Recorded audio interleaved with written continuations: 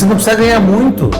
O que você precisa é começar a ter um mínimo de noção e pensar que se você gasta menos do que você ganha, você tem um gap aí.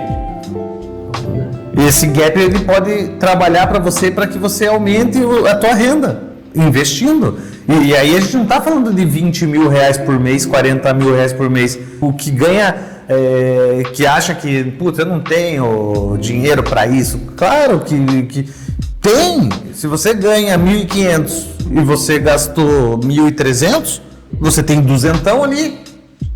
A gente não está falando aí de nível de sociedade, de salário, de prolabore, de empresário, de nada disso. A gente está falando de dinheiro que todo mundo ganha, independente do seu nível.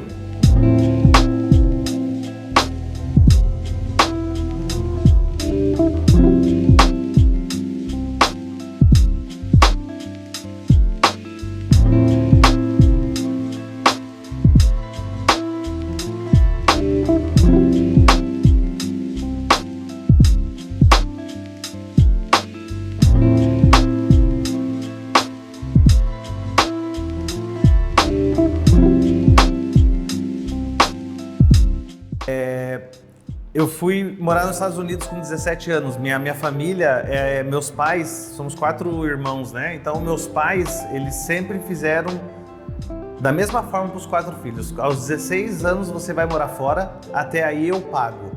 No seu retorno, se vire. Então, o meu irmão foi para o Canadá, eu fui para os Estados Unidos, minha outra irmã para o México e a caçula também foi para o Canadá. E foi lá que eu aprendi inglês. Quando eu voltei, eu comecei a trabalhar com hotelaria. A hotelaria não me dei bem, não era de pé o tempo todo, final de semana, Natal, Ano Novo, não tinha feriado e esse hotel tinha um grupo de pessoas de escolas de inglês que usavam esse hotel para reuniões.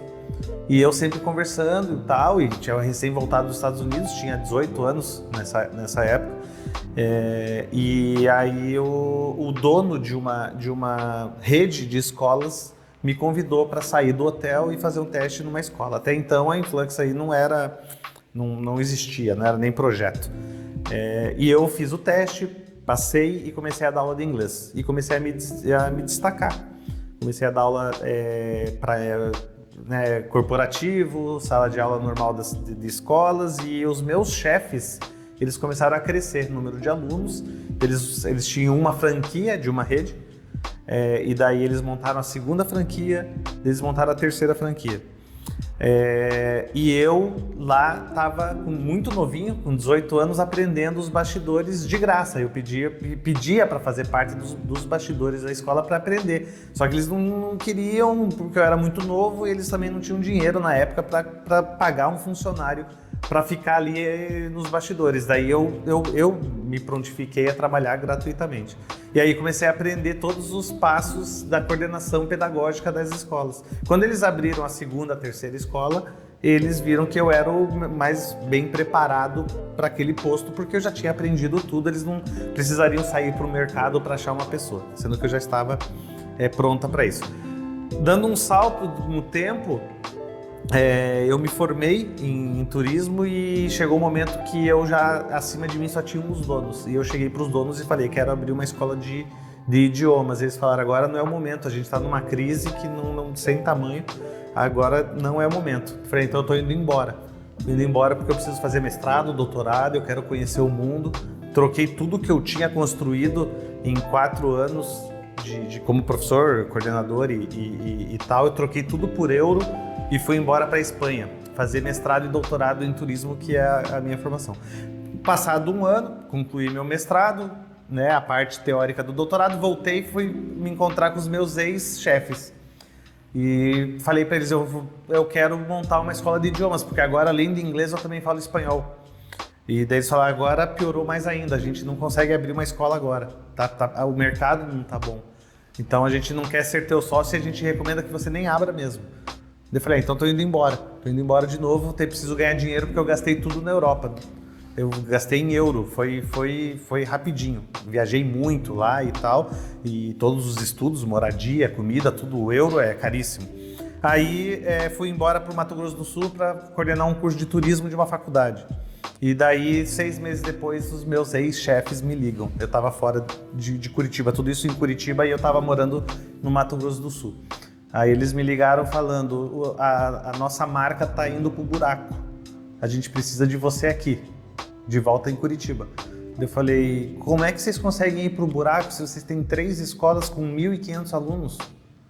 Aí eles falaram, não, você não entendeu, não é a gente que está indo no buraco, não são os nossos 3 negócios que estão indo pro buraco. Quem está indo pro buraco é a marca inteira, é a franqueadora, as 220 franquias que tem na rede, todas elas estão indo por água abaixo. A gente precisa salvar os 3 negócios dos 220 que vão quebrar. Como é que surgiu a Influx na minha vida? Surgiu de uma necessidade de salvar negócio. De que ou a gente monta alguma coisa ou a gente quebra. E aí a gente viu uma oportunidade dentro desse caos. E aí eles precisavam de ajuda para montar o negócio, montar alguma coisa do zero para salvar um negócio que já existia. Como eu sou de sala de aula, pedagógico, muito de idioma e sempre dei muita aula, eles precisavam de alguém assim para a criação de um método novo para o mercado. E aí eles me chamaram para compor uma sociedade aonde eu entraria na sociedade com o meu know-how e principalmente com a confecção de uma metodologia que viesse para o mercado para funcionar e ser um sucesso.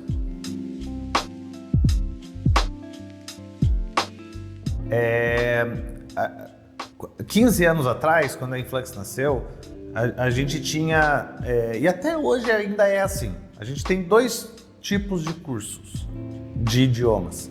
O curso que é longo, tradicional. Você aprende, realmente aprende, mas você demora 8 anos, 10 anos, 12 anos. Você coloca uma criança, ela sai do curso quando já é adulta. Então, assim, é muito longo. E entrega, realmente você aprende.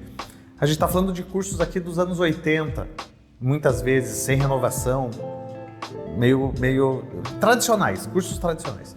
E a gente tem o outro lado aqui de cursos milagrosos, os cursos que você sai falando em 12 meses, em 8 meses, em 1 semana. Milagre. A gente não vê no mercado, não é muito comum isso hoje, quem dirá 15 anos atrás. A gente não vê um curso que seja rápido, não milagroso, mas rápido, e que entregue o que o cara entrega em 10 anos. Existe um canal aqui, um gap entre o milagroso e o tradicional. A gente viu essa oportunidade, e é aqui que a gente entrou, e é aqui que a gente focou, e é aqui que foi o grande sucesso, a grande oportunidade, com um método que funciona dentro de um canal que é inexplorado. Eu sou muito do esporte, assim, sabe? Então eu tento me inspirar muito nos esportistas. Se eu pensar em alguém internacional, eu me espelho muito no Michael Jordan, por exemplo. Para mim é uma referência. Mas nada se compara, para mim, em questão de referência, de querer traçar um mesmo caminho, como, claro, dentro das suas, cada um na sua, né? Mas nada se compara como o Guga como tenista. E eu explico.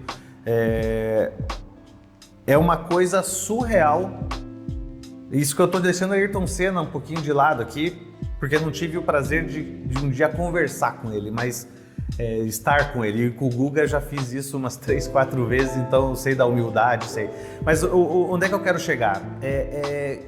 Como que uma pessoa faz para ser número 1 do mundo naquilo que se faz, independente do que seja? Eu tô falando do Guga tenista, mas qualquer um que seja o melhor do mundo, como é que o cara consegue? Qual é o tamanho da dedicação que o cara tem que ter? A força mental, a força física, tudo isso já é de tirar o chapéu. Atrelado a tudo isso, a gente tem um Guga que foi esse número 1 do mundo sem apoio, sem um governo dando dinheiro. ele montando a própria quadra para ele poder jogar, perdeu o pai novinho num torneio. Como que um cara desse se torna número 1 do mundo? O melhor do mundo?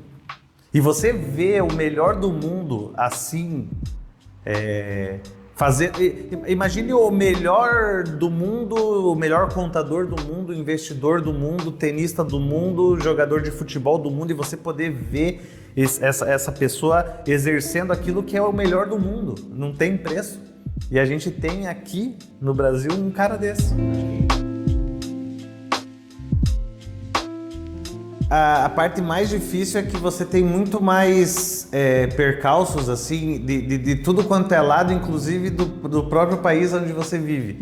Então assim, o empreendedor hoje ele precisa, antes de tudo, não é só ter uma grande ideia, mas ele também tem que ver lacunas, problemas dentro das leis do seu país, para que você consiga driblar tudo isso. Isso é muito cansativo, isso é muito ruim, exige dinheiro, exige tempo para você ver aonde que você pode se moldar de tal maneira que você vai entregar alguma coisa boa e ser remunerado por isso. Então o governo é contra, o teu concorrente é contra, e às vezes até pessoas da sua própria casa são contra. Então você tem que ser um super ser humano, né? Então, ao longo dessa caminhada, parece que tudo é contra, e você tem que ser muito dedicado para que você consiga chegar lá.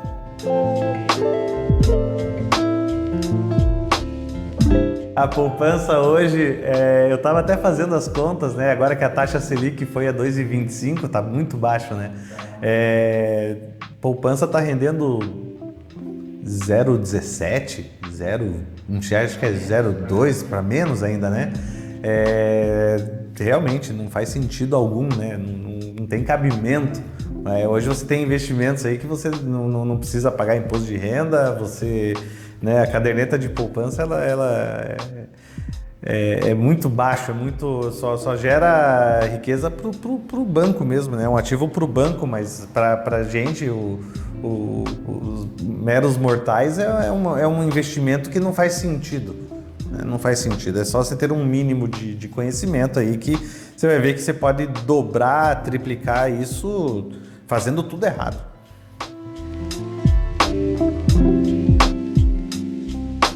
Não. Eu lembro há 15 anos atrás, quando a Influx começou, eu tinha um salário de R$1.000. Eu lembro bem, na verdade era 800 e 200 de vale-refeição, né? E eu sempre trabalhei na minha vida pessoal, com um degrau abaixo daquilo que eu ganho. Então 20%, isso para mim é lei, e tá aí nos estudos que 20% do que você ganha você tem que migrar para investimento, né? 50% gastos fixos, 30% variáveis e 20% de investimento. Então eu sempre trabalhei com isso.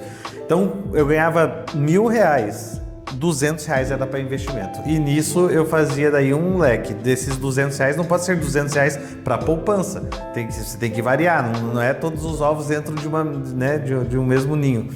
Então eu pegava R$100 e ia para um lado, outros R$100 ia para o outro. E assim a gente foi construindo, sempre em cima de 20%. Sempre em cima de 20%. Até hoje é assim.